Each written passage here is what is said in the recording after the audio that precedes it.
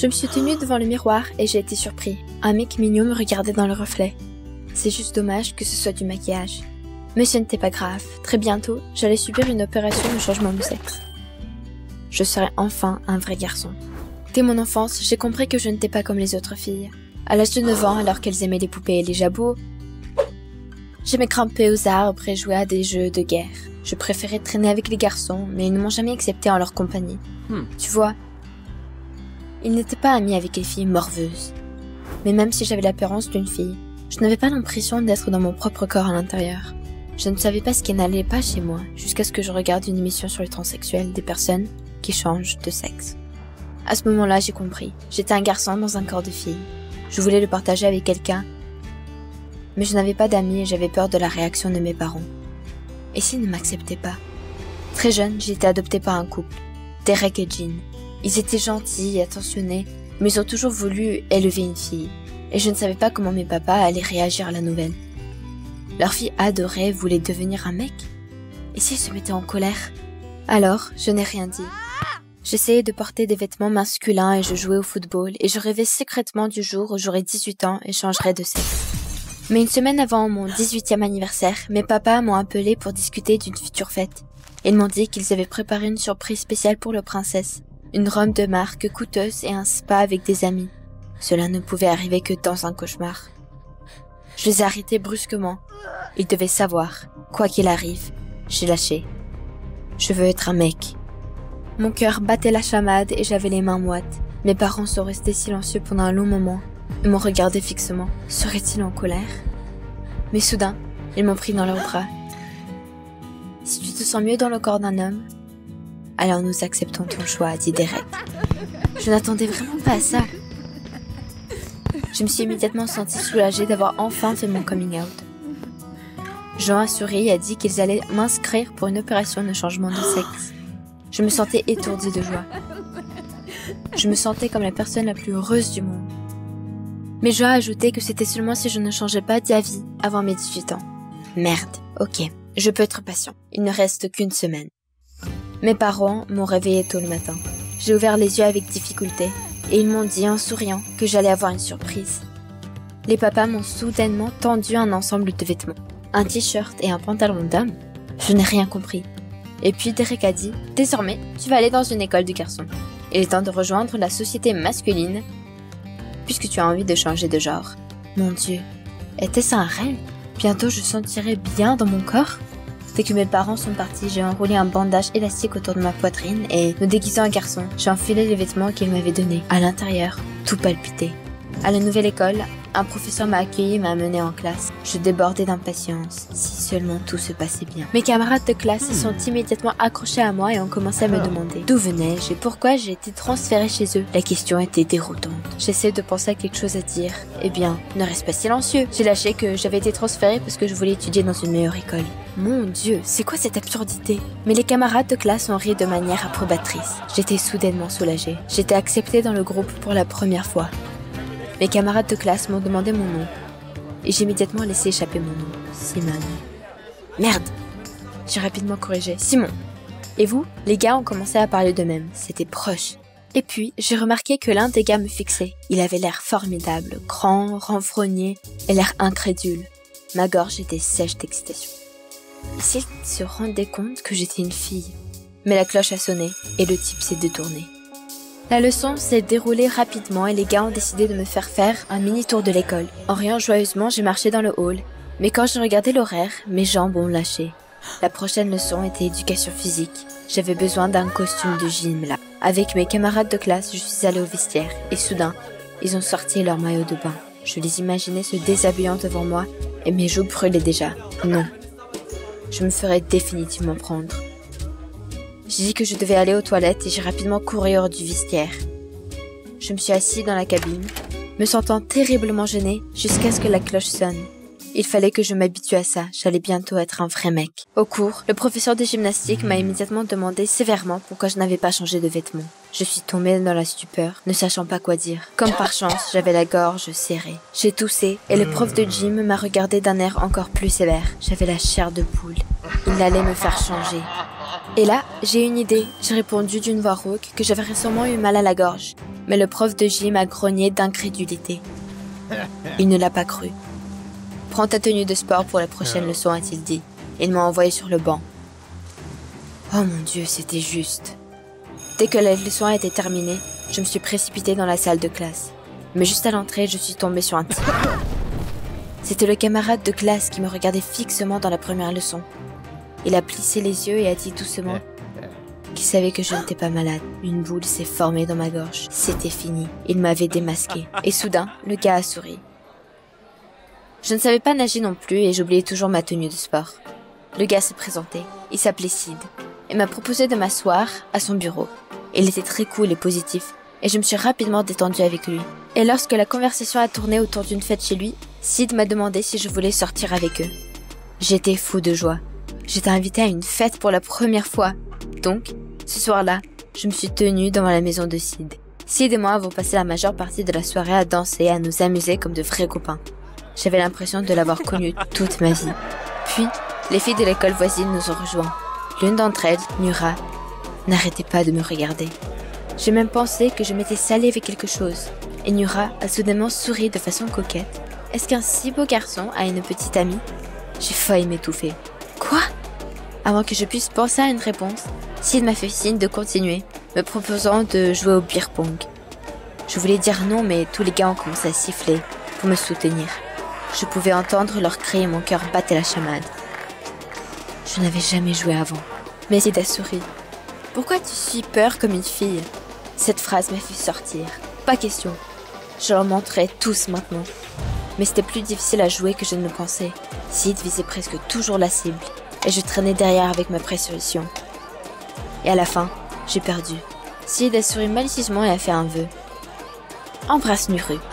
Il m'a poussé vers la fille et j'ai gelé quand je l'ai vu fermer les yeux, attendant un baiser. Ok, bon, tu as toujours voulu être un mec. C'est normal pour eux. Je me suis décidée, et au moment où je me suis penchée vers Nura, j'ai frissonné. Non. Je ne voulais pas l'embrasser, je n'aimais pas les filles. J'ai immédiatement couru dans la rue. Sid a créé quelque chose après moi, mais je l'ignorais. J'ai toujours voulu être un mec, mais maintenant, quand je devais embrasser une fille, j'étais envahie de doutes. Qu'est-ce qui n'allait pas chez moi? Je suis venue à l'école déprimée. Il semblait que tous mes camarades de classe se moqueraient de moi à cause d'hier, ou qu'ils ne m'accepteraient pas du tout dans la classe. Mais les gars ont fait comme si de rien n'était. Seul Sid, à la récréation, a dit pensivement qu'il voulait parler. Mais pas ici. Mon estomac s'est serré. Il ne voulait rien avoir avec moi. Sid m'a emmené sur le toit de l'école. Nous nous sommes assis sur le bord et il a dit tranquillement qu'il ne se souciait pas de mon orientation, de mon sexe ou de mon genre. Et de toute façon, même si j'étais un alien, ce n'était pas pour ça qu'il était ami avec moi. J'étais juste une personne merveilleuse. Et il a parlé si sincèrement que j'ai versé des larmes. Tu te fiches vraiment de qui je suis, Sid? Il a souri et a posé sa main sur mon épaule. L'essentiel est que tu t'acceptes toi-même. Ces mots ont résonné dans ma tête. J'ai demandé doucement. Tu viendras à ma fête d'anniversaire? Je considérais déjà Sid comme mon ami. Nous parlions constamment et je ne pouvais pas imaginer une journée sans lui. J'ai eu 18 ans quelques jours plus tard. Nous avons fêté ça dans un café. Sid, moi et quelques autres camarades de classe. Nous sommes amusés ensemble, à parler, à plaisanter et même à chanter au karaoké. À un moment donné, une serveuse s'est approchée de nous. J'ai remarqué qu'elle n'arrêtait pas de regarder Sid d'une manière étrange et d'essayer de le toucher. Et à la fin de la soirée, elle lui a doucement demandé son numéro de téléphone. Soudainement, je me suis sentie en colère. J'ai immédiatement voulu emmener Sid. Quel est le problème avec moi? Je n'ai pas pu dormir de la nuit et j'ai pensé à ce qui s'était passé. Pourquoi étais-je en colère? Ce sentiment était nouveau pour moi. Le matin, mes parents m'ont réveillée en me félicitant. Le jour dont tu as rêvé est enfin arrivé. Aujourd'hui, tu vas devenir un garçon. J'ai forcé un sourire et j'ai rapidement changé de vêtements. Mais pour la première fois, je ne voulais pas porter mes vêtements habituels d'homme. Mes parents m'ont emmené à la clinique et pendant tout le trajet, je n'ai pas pu me débarrasser de ces stupides doutes. Un sentiment étrange s'est installé dans ma poitrine. Avant l'opération, ils m'ont apporté les documents où je devais signer. J'ai levé mon stylo et j'ai senti quelque chose sauter dans ma poitrine.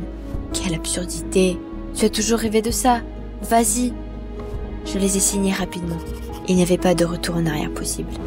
Ils m'ont mis sur la table d'opération et ont commencé à me préparer pour une opération. Mais, d'une certaine manière, je ne pensais pas à me réveiller en garçon et à être enfin heureux. Après tout, J'étais déjà heureux. Avec Sid, je me sentais toujours moi-même. J'ai fermé les yeux et imaginé son visage. Il était si beau que je voulais l'embrasser.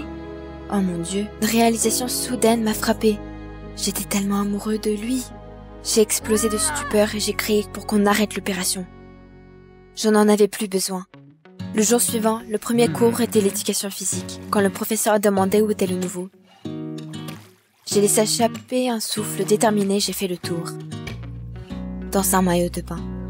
Tout le monde a sursauté en me voyant. J'avais un peu peur que les gars se mettent en colère, mais ils ont souri. Ils ont dit qu'ils étaient intéressés par moi en tant que personne, sans tenir compte du sexe. Je me suis tournée vers le Sid confus. Merci de m'avoir aidé à accepter qui je suis. J'ai toujours rêvé de devenir un garçon, pensant que c'était la seule façon d'être accepté. Mais Sid a montré que ce n'était pas le cas. Grâce à lui, j'ai compris que pour s'accepter, il n'est pas nécessaire de s'attribuer un genre. Vous avez aimé la vidéo? Abonnez-vous et mettez un like. Merci! J'ai essayé de me concentrer, de me préparer à l'examen. C'était dans une semaine. Si je ne réussissais pas, j'étais foutue. Soudain, mon frère jumeau Léo a fait irruption dans la pièce. « Hé, tu devrais vraiment frapper. Tu dois m'aider à battre cet affreux Ron. Tu es forte et cool. » Il s'est énervé, a sorti son téléphone et a montré une photo d'un type. « Léo, tu as perdu la tête ?» Léo a expliqué. Le chef de la classe, Ron, un lycéen, a fixé une date et un lieu de rencontre. Et maintenant, Léo était foutu. Il ne s'était même pas battu une seule fois. Oui, mon frère malheureusement était vraiment faible. Il ne faisait qu'apprendre des leçons et lire des livres. L'intello. Mais je ne m'attendais pas à devoir botter le cul de son ennemi. Qu'avait fait Léo pour tomber sur une ordure? Mon frère et moi nous ressemblions vraiment beaucoup. Les visages étaient très similaires et nous avions les yeux bleus et les cheveux blonds. Mais nos personnalités étaient différentes. J'étais active depuis l'enfance, alors mes parents m'ont envoyé suivre des cours de karaté. Et j'étais vraiment douée pour ça. Très vite, le sport est devenu l'œuvre de ma vie. Et j'ai été transférée dans une école de sport. Mais mon père a donné un ultimatum. Réussir tous mes examens avec des 20 sur 20, sinon pas d'entraînement. Et je détestais étudier. Contrairement à mon frère, il était l'enfant le plus intelligent de l'école, mais aussi le plus faible. Et puis, j'ai une idée. Si je le remplaçais, il passerait les examens à ma place. Bingo! J'ai immédiatement posé cette condition à Léo, et il a accepté. Bon, se battre était beaucoup plus amusant que d'étudier pour des examens. Nous nous sommes serrés la main, et le lendemain matin, je suis sortie de ma chambre dans les vêtements de Léo et un bandana avec mes cheveux repliés en dessous. Quand je suis entrée dans l'école, j'ai immédiatement senti quelqu'un me pousser derrière. « Hé Léo, tu as trouvé ce bandana dans la poubelle ?» Je me suis retournée.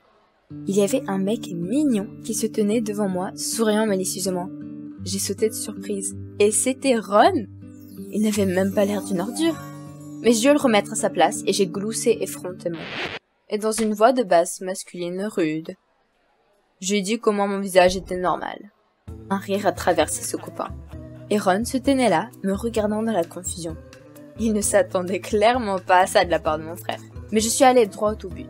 Alors, le rendez-vous il est quand, Ronnie? Il rétrécit les yeux de façon suspecte et dit que ce sera bientôt. Et est parti. Faible, je vais lui montrer qui est le responsable en quelques secondes. La leçon a commencé, le professeur a distribué les résultats des tests. Il a dit que les travaux de mon frère et de Ron étaient les meilleurs. Allez, comment Ron a-t-il obtenu de tels résultats? C'était une ordure stupide. Et puis un morceau de papier s'est mis à voler dans mon dos. Et qu'est-ce que... Je me suis retournée et j'ai vu le sourire arrogant de Ron. Je n'ai pas attendu, je lui ai immédiatement jeté ma trousse au creux en visage. Pour le faire comprendre à qui il se prenait. T'as plein de complexes pour intimider les autres? J'ai dit. Et la classe a éclaté de rire. À ce moment-là, le professeur a dit que si j'étais si intelligente, je leur dirais probablement immédiatement quelle année Christopher Colomb a découvert l'Amérique. Je ne pensais pas devoir étudier pour Léo. J'essayais de penser à quelque chose à dire et puis je marmonnais quelque chose dans le hasard. Il y a eu un silence de mort dans la classe. Et soudain, je me suis rendu compte que j'avais oublié de parler à voix basse. J'ai répondu comme une fille. Je me suis plainte d'un mal de gorge et j'ai quitté la classe en trompe. Je suis sortie de l'école en courant et je me suis assise sur la pelouse dans le jardin pour me calmer. Mon cœur battait la chamade. Et si on m'avait découvert? J'étais si emballée que je n'ai même pas remarqué l'ombre qui planait sur moi. Dans la seconde qui a suivi, quelqu'un m'a brusquement pris par le t-shirt. C'était Ron. Il m'a regardé dans les yeux et s'est juré de découvrir pourquoi Léo était soudainement devenu si audacieux. Je l'ai rapidement repoussé et je me suis dépêchée de rentrer chez moi. Assez d'aventures pour aujourd'hui. Je voulais me distraire, mais quand je suis rentrée à la maison, je ne pensais qu'à cet idiot de Ron. Comment il m'avait énervé, il était si intelligent, et il a prétendu être quelqu'un d'autre. Je voulais lui botter le cul. Le matin, je regardais l'horaire et j'ai été choquée. L'éducation physique commencerait dans 5 minutes. Je ne pouvais pas changer de vêtements avec les gars dans la même pièce. Ils sauraient tout de suite que j'étais une fille. Puis je suis allée voir le professeur et j'ai menti en disant que j'avais oublié ma tenue de sport. Mais ensuite, Ron est apparu de nulle part. Il sourit malicieusement et dit qu'il avait un ensemble de rechange. Merde, il embêtait encore. Le professeur a fait un signe de tête et j'ai dû aller au vestiaire. Ron m'a jeté un sac de vêtements, puis s'est assis sur le banc et m'a fixé du regard. Que dois-je faire maintenant? J'ai jeté un coup d'œil dans les vestiaires bondés et j'ai hésité. Ron me regardait fixement. Je tremblais d'excitation. J'ai fait semblant d'avoir un problème d'estomac et j'ai couru hors des vestiaires. Je me suis précipitée vers les toilettes et n'ai repris mon souffle que dans la cabine. J'ai décidé de me changer sur place. J'étais sur le point d'enlever mon t-shirt, mais ma tête était coincée dans le col. Puis j'ai entendu la porte de la cabine s'ouvrir. Mon cœur a fait un bond et j'ai tourné en rond. Bon sang, j'ai oublié de fermer la porte. Mon estomac s'est refroidi. Je crois que quelqu'un m'a vu de me changer. On dirait que je me suis fait prendre. J'ai frissonné, j'ai immédiatement imaginé comment tout le monde dans le gymnase riait qu'une fille allait à l'école à la place de Léo. Une boule s'est formée dans ma gorge. La leçon n'était plus qu'à quelques minutes. J'avais besoin de rassembler mes pensées, de montrer à tous que je n'étais pas une fille. Ensuite, celui qui me surprendrait dans la cabine changerait certainement d'avis. En classe, j'ai fait tous les exercices à la perfection. Et j'ai même fait des pompes, plus que tous les gars de la classe. Personne n'attendait cela de Léo. Et Ron a passé toute la classe à me regarder. Après les cours, j'étais debout à mon casier et je sortais mes manuels scolaires. Quand Ron s'est soudainement précipité vers moi et a attrapé un des livres. J'en ai marre! J'ai balancé un coup de poing si fort que possible pour frapper Ron au visage, mais il m'a esquivé, m'a attrapé autour de la taille et m'a coincé contre les casiers. J'ai eu peur pendant une seconde et Ron me regardait d'un air vif. Bizarrement, j'ai remarqué pour la première fois la profondeur de ses yeux bruns. Nous nous sommes regardés pendant quelques secondes, puis Ron m'a brusquement relâché. Mon cœur battait à tout rompre, et mes joues semblaient brûler. Mais qu'est-ce qui n'allait pas chez moi? Je lui ai lancé un regard confus. J'ai pris mes affaires et je me suis vite enfuie. Je me suis dépêchée de rentrer et je me suis couchée sur le lit sans me déshabiller. Mon Dieu, j'ai un faible pour le némésis de mon frère. Aussitôt, Léo a fait irruption dans ma chambre. Il n'arrêtait pas de dire que j'étais la meilleure sœur du monde. Waouh, que s'est-il passé? Léo tenait son téléphone et montrait des messages des filles. T'es un beau gosse, t'es tellement coquin. Mon frère Léo rayonnait de joie. Et pendant longtemps, il m'a remercié de m'être occupé de Ron et pour le rendre populaire. C'était comme si quelque chose s'était brisé à l'intérieur. Alors maintenant, Léo retournait à l'école et je n'allais plus revoir Ron. Une bosse s'est immédiatement levée dans ma gorge. Léo se dirigeait vers la porte quand elle s'est soudainement retournée et m'a demandé d'aller à l'école pour la dernière fois demain. Quoi? Léo poursuit. Il faut rendre Ron fou pour qu'il puisse enfin fixer une date et un lieu de rencontre. Et ensuite, on s'occupe de lui. J'ai hoché la tête dans la confusion. Oui Léo. Je n'ai pas pu dormir de la nuit. J'ai décidé que je ne devais pas céder à des sentiments soudains. Je devrais détester Ron. Il a été horrible avec Léo. Alors j'allais montrer à Ron où était sa place. Le lendemain, j'ai fait irruption dans la classe et j'ai immédiatement voulu défier Ron. Mais il n'était pas là. J'ai couru dans toute l'école, mais Ron semblait avoir complètement disparu. Bon sang! Pourquoi a-t-il disparu aujourd'hui? Je me suis assise à mon bureau et j'ai essayé de lire. Mais je ne pensais qu'à Ron. Des sentiments faisaient rage en moi. Il intimidait mon frère. Je devrais le détester de tout mon cœur. Et je ne pensais qu'à Ron. J'étais si tendue que je n'ai même pas remarqué qu'il a fait irruption dans la classe avec ses amis. Je ne pouvais plus attendre, alors je suis immédiatement partie et j'ai essayé de le frapper. Mais Ron m'a esquivé. Je tremblais de colère et il souriait. Comme je déteste ce sourire, il n'y avait pas de temps pour réfléchir, c'était maintenant ou jamais.